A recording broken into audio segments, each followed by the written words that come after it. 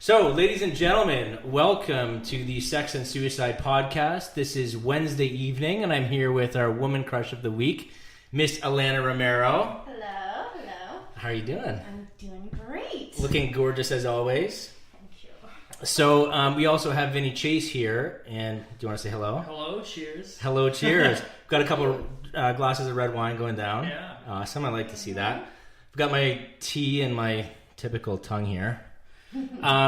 Also, we've got little Miss Chris joining us shortly, so she'll be coming in the door as well. So everyone, welcome. Thank you for tuning in. This week, we're going to have a little bit of a lighter week. I'm here with Alana, and Alana, do you want to tell us a little bit about yourself? What do you do? Where do you work? That kind of thing. Sure.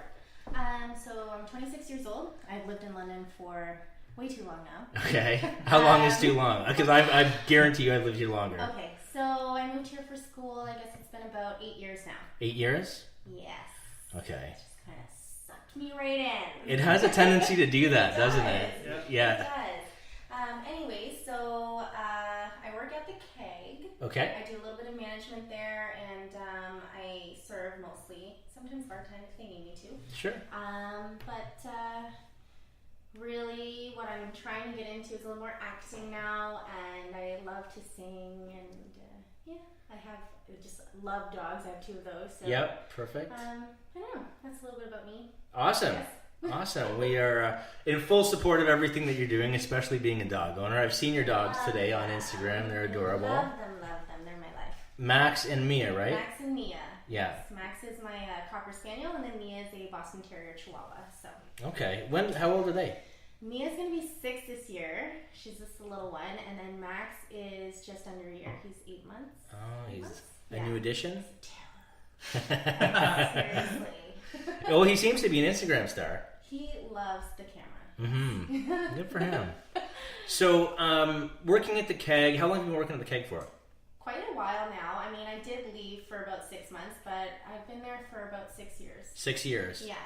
So you were there when it was downtown and now newly located in Masonville? Yes, that is correct. Perfect. I miss the downtown location so bad.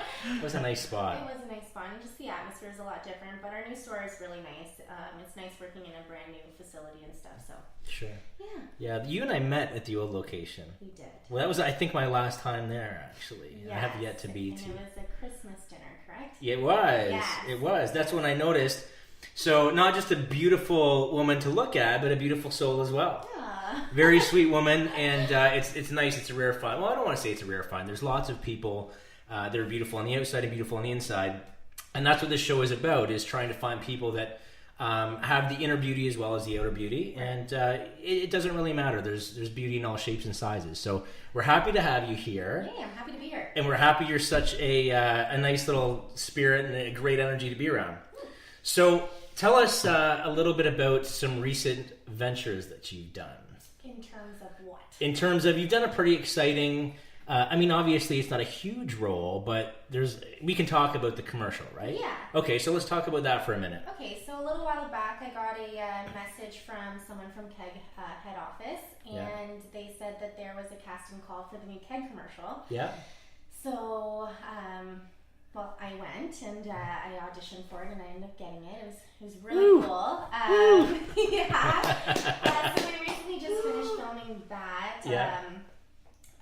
So nothing's been released yet, but so it was a really good experience to do that. It was really fun. Worked throughout the night, so like 2:30 in the morning to like 2 p.m. the next day. Yeah, that sounds crazy. Those work hours are really surprising to me. But I mean, what they needed to do was we did it at a keg, right? So they had to wait till the keg was closed, and right. then we would kind of work throughout the night, and Okay. It was really fun, and I got to meet a lot of really cool people. So.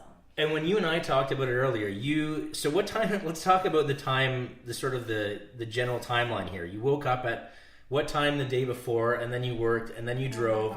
So tell me what those 24 hours were like. Oh my god. Okay, so like really, I would have missed it because I'm at work. It's Valentine's Day. It was on Valentine's Day, right? Yeah. Okay. I'm working, and I'm thinking, finish my shift, go home, sleep, and then I don't have to be in Toronto till Wednesday. But silly me, like midnight is Wednesday, and my call time was 2:30 in the morning. So technically, that is Wednesday. So I'm working and I'm kind of freaking out because I'm like, okay, well, now am I going to make it to Toronto on time? So what time did you leave London to get to Toronto? I left London at 10 p.m. 10 p.m. Valentine's Day evening, right? Yes. Okay. And then I maybe laid down at my friend's place for less than an hour, and then I went to the keg for the filming. So I was pretty tired. I had no sleep. I was not prepared. I had nothing packed, so I had to go home and like do all that. It was not good. So how long was how long? Not only that though, she started at 2:30. How long was the filming?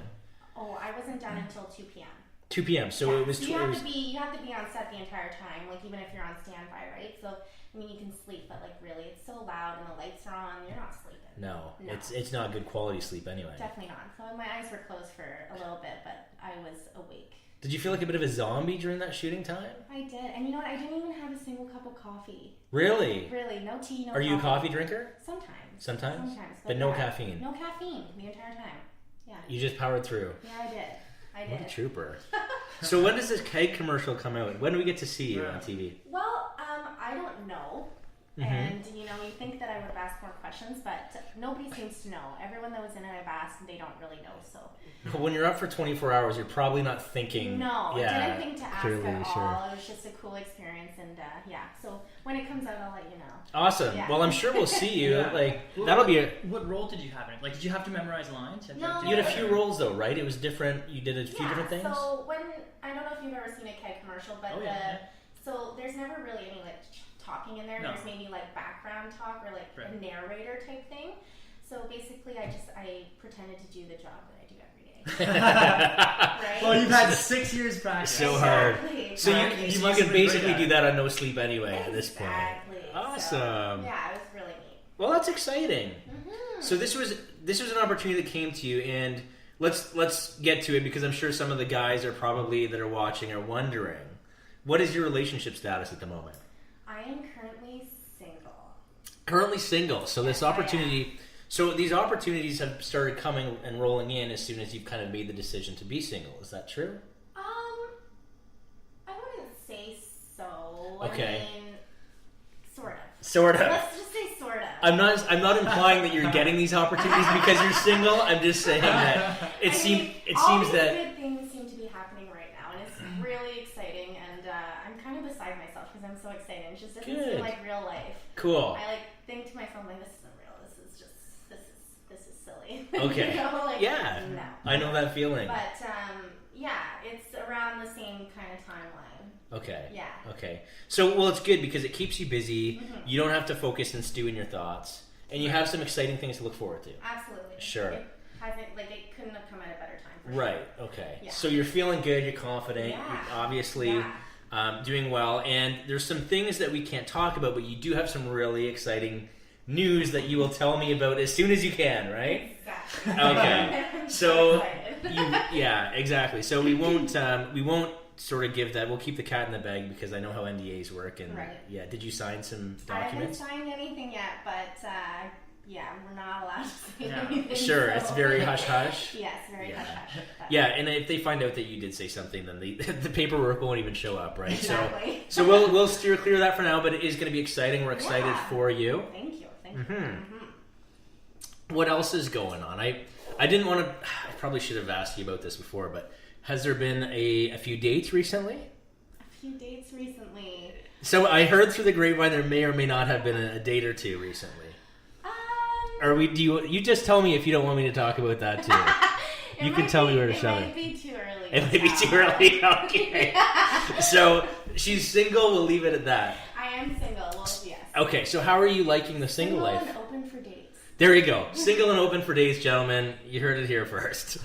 Yeah. You know how to reach her. I tagged her in all the live shit that we've got going on. So you look like one of the phone operators right now, ready to take calls. I'm ready. I'm so ready. How are you with the messaging and things like that? I mean, is this a new thing? Like, I'm not very familiar with dropping the messages in the DM or what is it called? Like slide in your DM. Slide in the DMs. I feel so fucking old, right? Like, so are you okay? I mean, obviously, guys watching this are probably gonna slide in your DM after this, I'd imagine. I mean, to be honest, I don't get a lot of DM activity. Really? Yeah, I'm gonna be honest. There's like the odd few that I do get that I don't really respond to because I don't Okay. know who they are. Right. Right? So you always get that.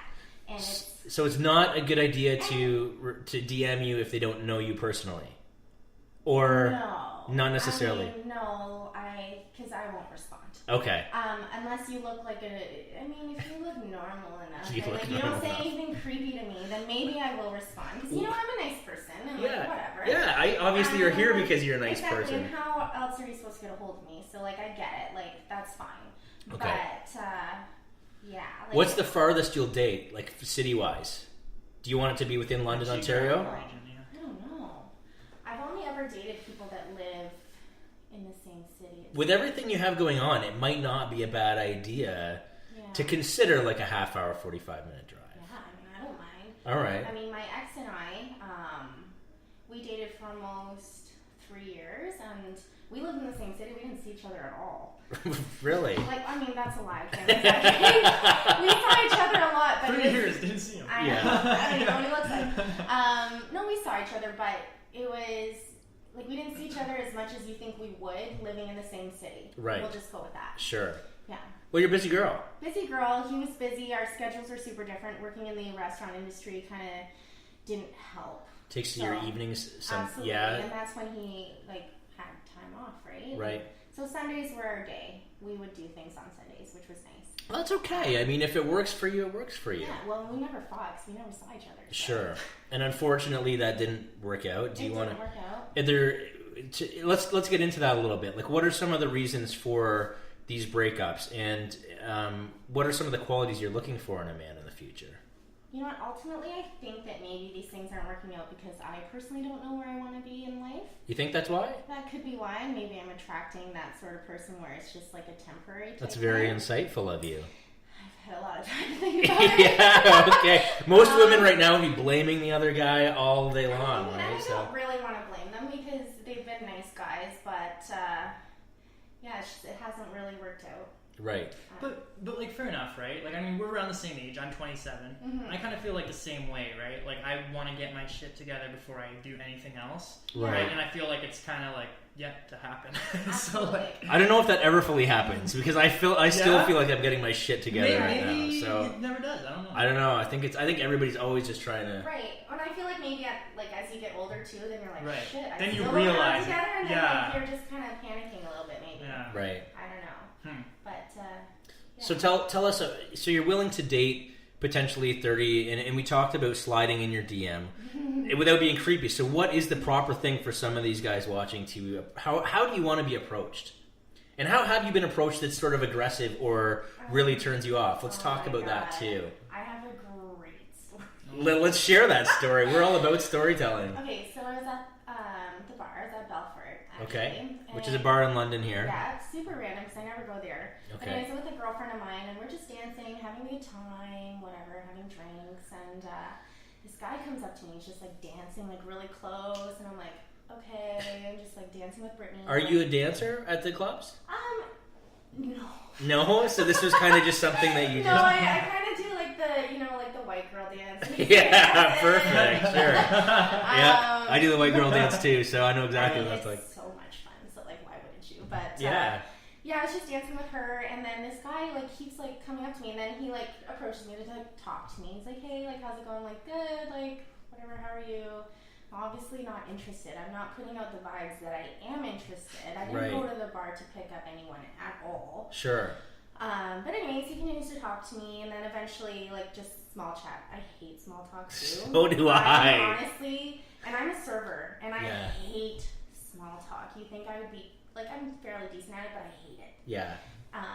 But anyway, so small chat, and then he's all like, okay, so what's your name? I'm like, I'm sorry, I'm like... Did you make that face? Because that was fucking priceless. Did you see that? Yeah, I was just like... hey, I'm like, I don't want you to waste your time. I didn't even tell my name.